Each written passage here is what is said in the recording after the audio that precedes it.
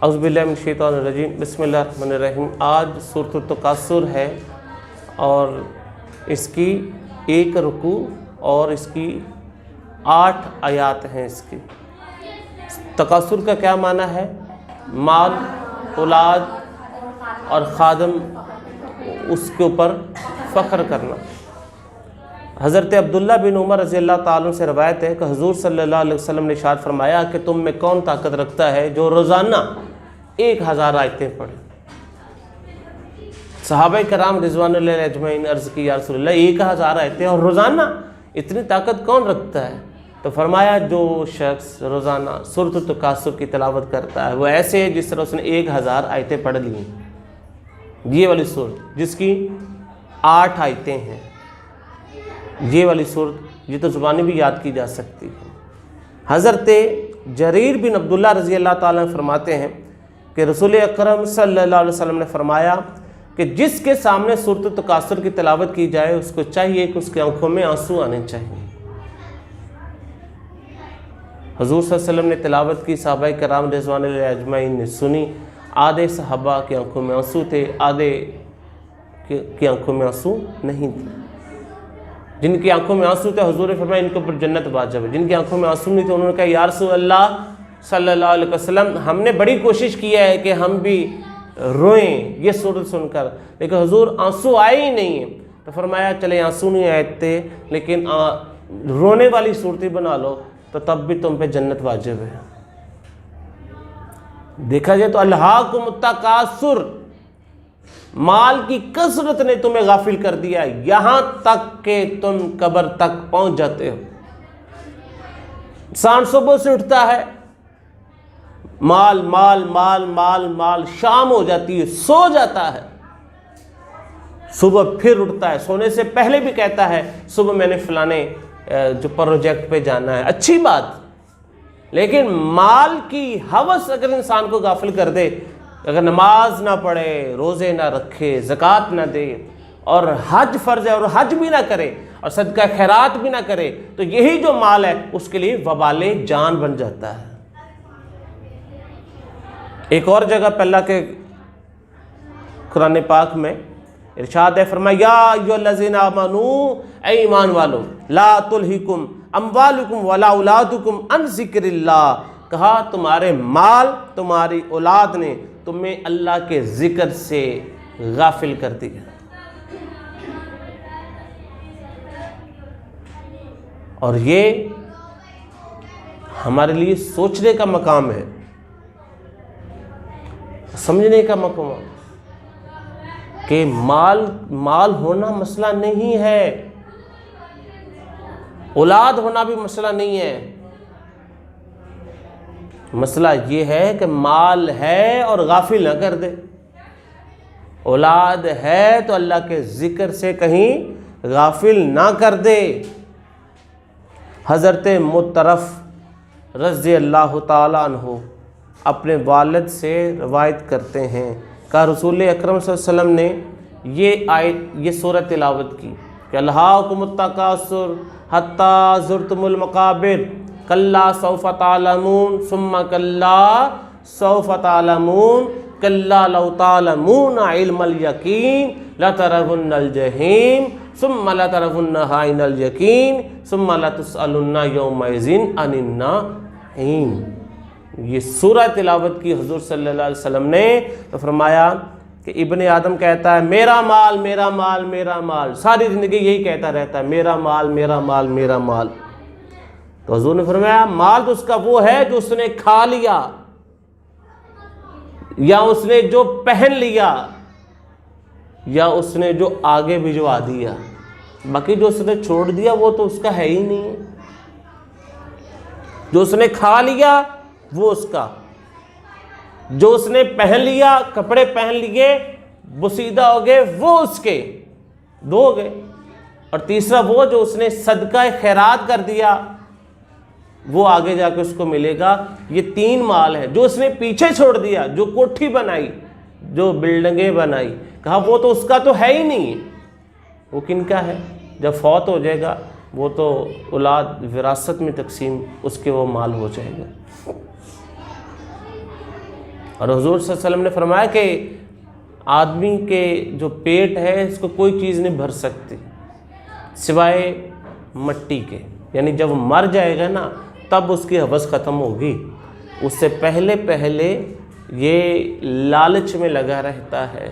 ایک اور حدیث پاک میں آپ کو سناتا ہوں، حضرت عمر بن عوف رضی اللہ تعالی عنہ سے روایت ہے، تو حضور صلی اللہ علیہ وسلم نے فرمایا مجھے تمہارے غریب ہونے کا ڈر نہیں ہے، تم غریب ہو جاؤ گے، مفلس ہو جاؤ گے، محتاج ہو جاؤ گے، کہا مجھے تمہارے غریب ہونے کا ڈر نہیں ہے۔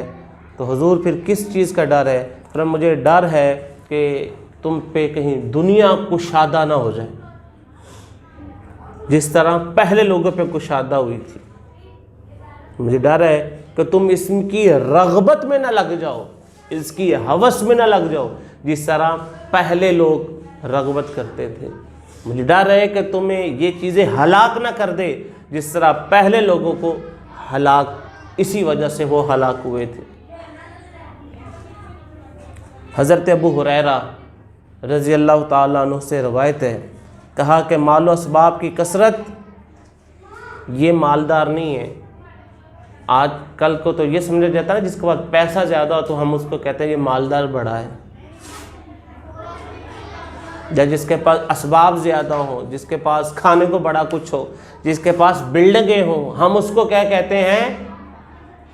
یو آر رچ مین، تم امیر ہو، تم امیر ہو۔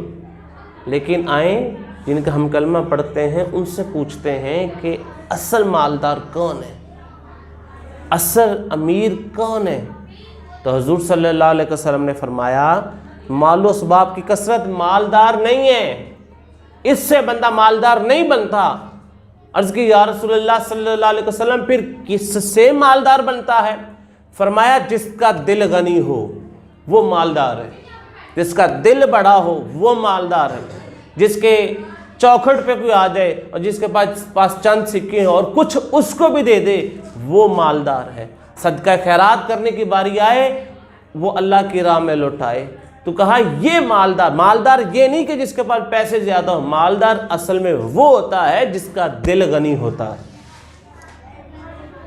جس کا کیا ہوتا ہے؟ دل غنی ہوتا ہے، اصل مالدار وہ ہوتا ہے۔ حضور صلی اللہ علیہ وسلم نے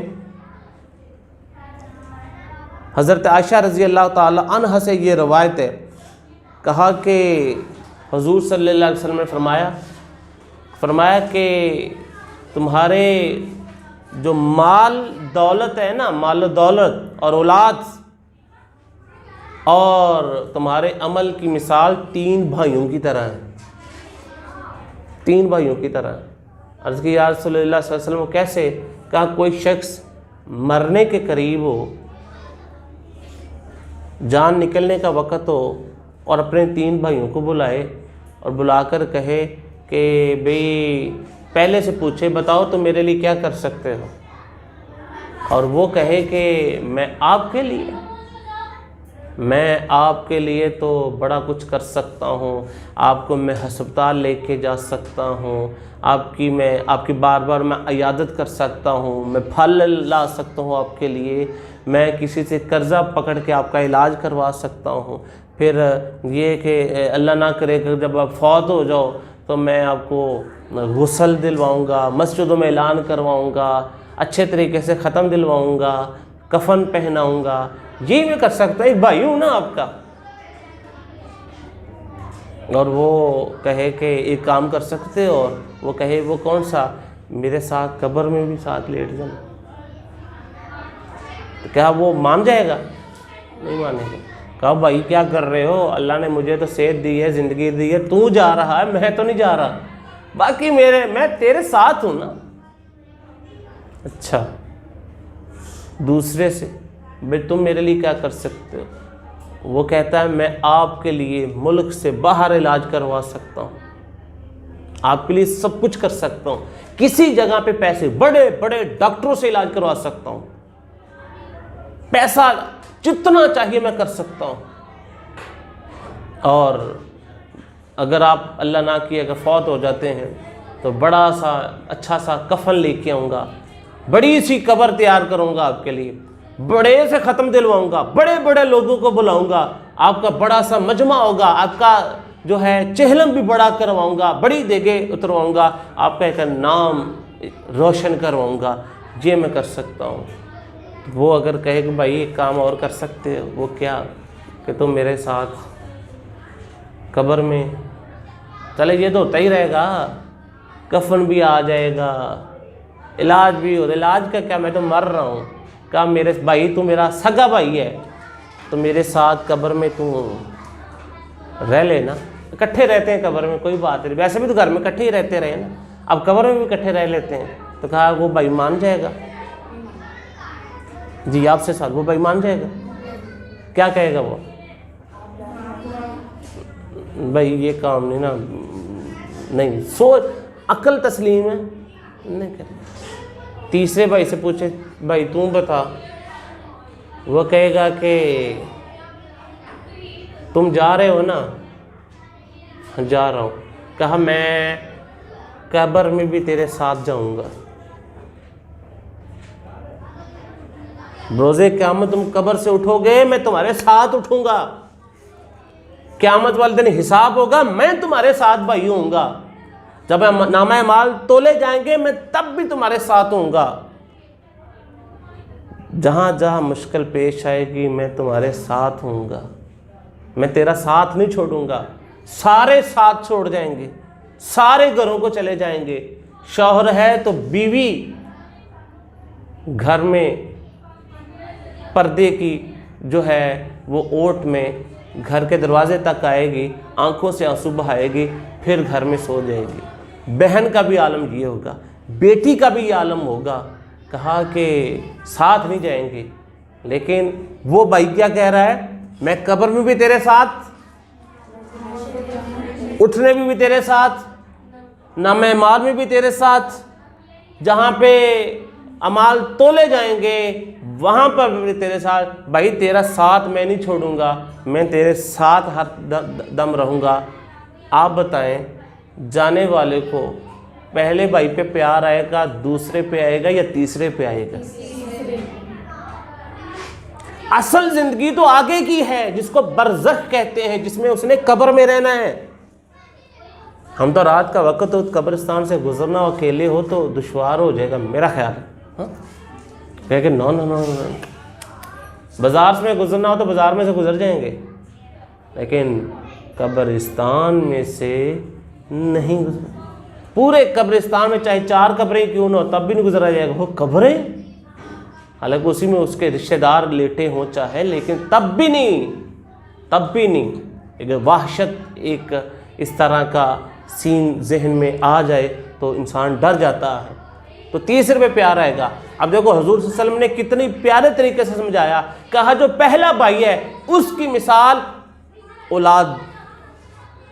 औलाद की है कि औलाद अपने वालिद को इलाज करवाती है, फिर अगर वालिद फौत हो जाता है फिर कफन लेके आती है, फिर गुस्ल देती है, फिर कंधा दिया जाता है, आंखों से आंसू भी औलाद के आते हैं, फिर उसको कब्र में दफना दिया जाता है। लेकिन बेटा अपने बाप के साथ नहीं लेटता, बल्कि वो मट्टी डाल के 70 कदम दूर आके दुआ मांग के, उसको फिक्र होती है घर में मेहमान है उनको रोटी भी खिलानी है, आ जाएगा छोड़ के अकेले बाप को। कहा पहले भाई की मिसाल औलाद और दूसरे की मिसाल माल की है कि माल इंसान अपने ऊपर बड़ा लगा लेता है, बड़ी कोठियाँ, बड़ी बिल्डिंगें, बड़ी गाड़ियाँ, बड़े कारखाने, बड़ा सब कुछ उसने बना लिया और कर लिया है, लेकिन ये माल उसका कब्र में नहीं जाएगा। कब्र में जो मैयत को कफन दिया जाता है ना, उसकी तो जेब ही नहीं होती। आज मुख्तलिफ पॉकेटें हैं, यहाँ पे जेब है, यहाँ पे जेब है, जेबें हैं, पैसे डाले जाते हैं पॉकेटों में। कफन की कोई पॉकेट नहीं होती। माल कहाँ रह गया, कोठियाँ कहाँ रह गई, बिल्डिंगें कहाँ रह गई, कारें कहाँ रह गई, जायदाद कहाँ रह गई, फैक्ट्री चली जाएगी साथ, मेरा ख्याल कब्र में, कारोबार साथ चला जाएगा, ईंटों का अगर काम है तो भट्टा साथ चला जाएगा, नहीं जाएगा। ये तो हो गए दो, पहला कौन है, औलाद, दूसरा क्या है, माल। तीसरा रह गया वो उसके अमल हैं जो उसने ज़िंदगी में किए हैं, जो नेक काम उसने किए हैं, जो नमाज पढ़ी है, जो रोज़ा रखा है, जो हज किया, जो ज़कात दी, जो माँ बाप की उसने फर्माबरदारी की, जो दूसरों की देखभाल उसने की, जो दूसरों के साथ उसने हुस्ने सलूक किया, जो सच बोला वो साथ जाएगा, जो गीबत से बचता रहा ये साथ जाएगा, और जो उसने कुरान पाक की तिलावत की ये साथ जाएगा, जो अहादीस नबवी सल्लल्लाहु अलैहि वसल्लम का मुताला किया ये साथ जाएगा, जो माँ बाप की खिदमत करती रही या करता रहा ये साथ जाएगा। तीसरा साथ जाएगा कब्र में, कोई साथ नहीं जाएगा। औलाद है वो घर जाके सो जाएगी, बिल्डिंगें कोठी हैं वो अपनी जगह पे होंगी, साथ क्या जाएगा, तीसरा जो भाई जो हुजूर ने मिसाल समझाई है, साथ क्या जाएंगे, अमाल साथ जाएंगे कब्र में। अब मुझे बताएं, पहले का ज़्यादा ख्याल रखना चाहिए, दूसरे का रखना चाहिए या तीसरे का रखना चाहिए? तो हम किसका ख्याल रखते हैं ज़्यादा?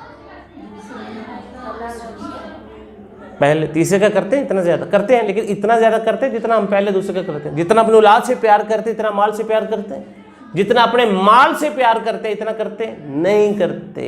असल जो था वो क्या था, सी था, जिसने कब्र में कोई भाई बहन अम्मी अब्बू रिश्तेदार, बीवी है तो शौहर, शौहर है तो बीवी, बीवी अल्लाह ना करे फौत हो गई तो शौहर उसके साथ कहेगा तुमने सारी ज़िंदगी मेरे साथ गुजारी है, चलो मैं भी अगली भी ज़िंदगी तेरे साथ गुजारता हूँ। शौहर फौत हो जाए तो जो बीवी कहे कि तू तो मेरा जवान मियाँ फौत हुआ है तो उन्हें साबित तो मैंने सारी ज़िंदगी तेरे साथ गुजारनी थी, चलो मैं कब्र में गुजार लेती हूँ तेरे साथ, ऐसे हो जाएगा। तो हमें क्या करने चाहिए, नेक अमल तीसरे के ऊपर, हत्ता ज़ुर्त मुकाबिर, यहाँ तक कि वो क्या हो जाएगा, कब्र में। हजूर सल्लल्लाहु अलैहि वसल्लम ने एक और मिसाल दी, कहा अगर रेवड़ हो, यानी जहाँ पे बकरियाँ हों, बकरे हों, और उस जगह पे भेड़ें हों, और अगर दो भेड़िए उनमें अगर छोड़ दिए जाए तो वो बकरियों को कुछ कहेंगे, भेड़िए खूनखार क्या करेंगे, वो बकरियों को, बकरों को किसी की गर्दन पकड़ लेंगे, किसी की टांग पकड़ लेंगे, किसी को वैसे किसी मैं उन सब का वो खराब कर देंगे सारा रेवड़ को। हाँ, ऐसे तो दो भेड़िए खूनखार हों तो हुजूर सल्लल्लाहु अलैहि वसल्लम फरमाया इतना भेड़िए रेवड़ को नुकसान नहीं देते जितना माल और इज्जत का जो गुरूर है दीन को ख़राब कर देता है। इतने भेड़िए रेवड़ को नुकसान नहीं देंगे जितना माल और इज्जत का जो तकब्बुर है दीन को क्या कर देते हैं, ख़राब कर देते हैं। इसलिए आज मौका है कि हम नेक अमाल कर लें। आगे सुनते हैं भी, फरमाया कल्ला सौफा तालमून, हाँ तुम जल्दी जान जाओगे, हाँ तुम जल्दी। वाकई पता क्यों नहीं चलता, कोई किसी वक्त कब कोई अल्लाह का प्यारा हो जाता। कई पिछले रमज़ान में हमारे साथ होंगे, हमारे मोहल्ले में होंगे, हमारे रिश्तेदार कई ऐसे होंगे जो जिनसे हम बात करते होंगे और इस रमज़ान में वो नहीं है हमारे साथ। कई ऐसे होंगे, कई चहकते चेहरे ऐसे होंगे जिनसे हम बात करते थे और ज़रा सी बीमारी आई, ज़रा सा तकलीफ़ हुई और वो अल्लाह को प्यारी होगी, जब प्यारा हो गया। हमने भी एक दिन मरना है, तो क्या कहा, कल्ला सौफा तालमून, हाँ तुम जल्दी जान जाओगे कि कब्र में कौन साथ जाएगा। सुम्मा कल्ला सौफा तालमून, यकीनन तुम जल्दी जान जाओगे। کلا لو تعلمون علم الیقین، یقیناً اگر تم یقینی علم کے ساتھ جانتے ہو، یقیناً تم اگر کیا ہے یقینی علم کو جانتے ہو، لا ترون الجحیم، بے شک تم ضرور جہنم کو دیکھو گے۔ جہنم کا معنی کیا ہوتا ہے؟ جہنم۔ ثم لا ترونها عین الیقین، بے شک تم ضرور اسے یقین کی آنکھ سے دیکھو گے۔ جو ہم کہہ رہے ہیں نا ویسے ہی ہوگا۔ ثم لتسألن یومئذ عن النعیم، بے شک ضرور اس دن تم سے نعمتوں کے متعلق سوال کیا جائے گا۔ جب یہ آیت اتری نا تو صحابہ کرام رضوان اللہ علیہ اجمعین میں کچھ صحابہ ایسے تھے، وہ حضور کے پاس آئے، عرض کی یا رسول اللہ صلی اللہ علیہ وسلم، ہمارے پاس تو یہ کھجور اور پانی ہے، یہاں کندھے پہ لٹکی تلوار ہے جو ہم دشمن کا مقابلہ کرتے ہیں، ہمارے پاس اس کے علاوہ ہے ہی کچھ نہیں ہے۔ کھجور اور پانی اور تلوار ہے جس سے ہم دشمن کا کیا کرتے ہیں؟ مقابلہ کرتے ہیں، ہمارے پاس حضور اس کے علاوہ ہے ہی کچھ نہیں ہے۔ تو حضور صلی اللہ علیہ وسلم نے فرمایا کہ بھئی ان قریب تم ایسے دیکھو گے۔ اور آج یہ وہی دور آ گیا نا، نعمتیں مختلف قسم کی نعمتیں ہیں، کھانے پینے کی ہیں، رہنے کی ہے، ہمارے پاس سب کچھ ہے، اور اس کے متعلق سوال کیا جائے گا۔ لاسٹ ہم نے ایک دفعہ لیکچر میں یہ بھی سنا تھا کہ 5 چیزوں کے بارے میں سوال کیا جائے گا قیامت والے دن، قدم نہیں ہٹایا جائے گا جب تک وہ ان کا حساب نہیں دے لیتا۔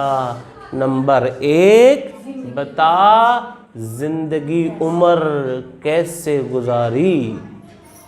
نمبر 2، جوانی کیسے گزاری۔ اس کا مطلب یہ ہے عمر الگ کہا، جوانی بھی عمر میں ہی آتی ہے، اس کا مطلب جوانی میں انسان کے زیادہ بہکنے کا خطرہ ہوتا ہے، زیادہ خطرہ ہوتا ہے، اس لیے جوانی اسپیشلی لفظ ساتھ بول دیا، جوانی کیسے گزاری۔ اور نمبر 3، مال کیسے کمایا اور کہاں پہ خرچ کیا۔ اور نمبر 5، علم پہ کہاں تک عمل کیا۔ یہ صورت ہے، اس کو ہمیں زبانی بھی یاد رکھنا چاہیے۔ دیکھیں ایک دفعہ پڑھیں گے تو کتنی آیتوں کا ثواب ملے گا؟ 1000۔ اور کتنی چھوٹی سی صورت ہے، کیا؟ الہاکم التکاثر حتی زرتم المقابر کلا سوف تعلمون ثم کلا سوف تعلمون کلا لو تعلمون علم الیقین لترون الجحیم ثم لترونها عین الیقین ثم لتسألن یومئذ عن النعیم۔ سب کو یاد ہونی چاہیے، اس کا ترجمہ یاد ہونا چاہیے، اس کی تفسیر بھی یاد ہونی چاہیے۔ وما علینا الا البلاغ المبین۔